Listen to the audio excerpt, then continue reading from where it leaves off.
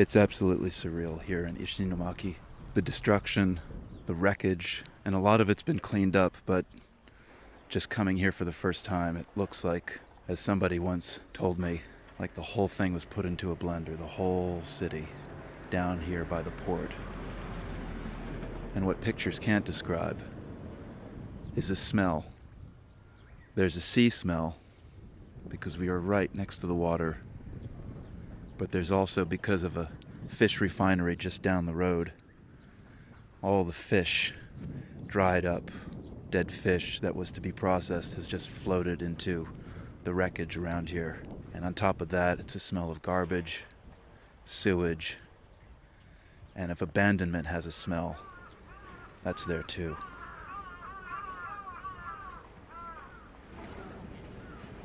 In the distance, tractors grind and moan in a never-ending cleanup of the disaster area. In Ishinomaki Business District, most shops are shuttered, though some are reopening. But even those have a temporary feel, as if the owners are still gauging whether it's even worth starting again. Everywhere you look, there are reminders that people used to live here.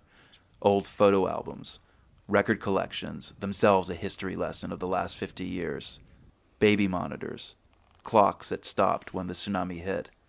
Cars crushed like tin cans, now stacked neatly by the defense forces for removal. Many died here.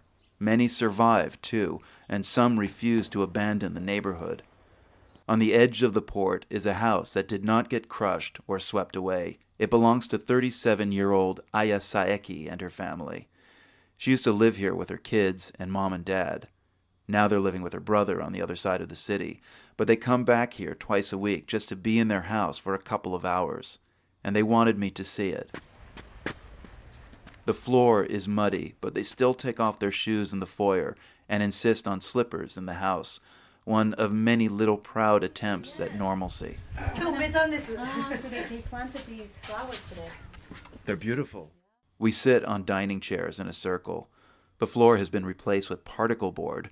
The ocean came up underneath and literally blasted the old floor off the crossbeams. 地震の時は父だけ残ってたんですけど、私たちは外に車で外にいて、でそれで地震があまりにもすごかったので、ただごとじゃないので、みんなは多分その津波が来るって言って向こうに逃げたんですけど、私たちは父を残してきたので車で来て、でここを戸締まりをして山のその裏の山に上がって、津波が来た時は上から見たよ。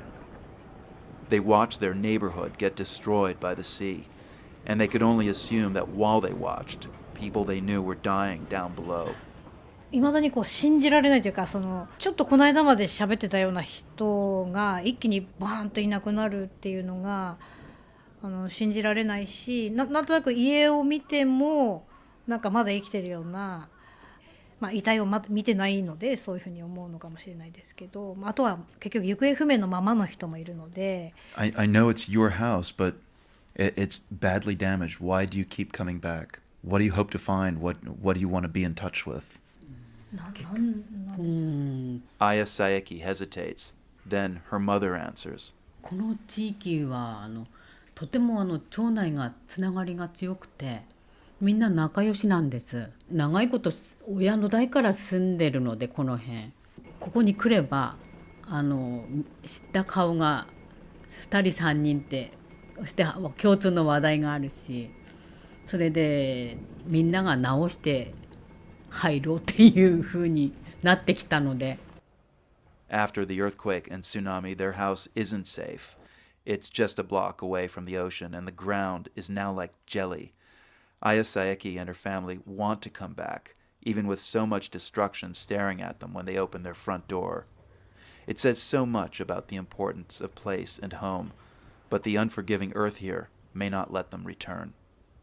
For the World, I'm Marco Werman, Ishinomaki, Japan.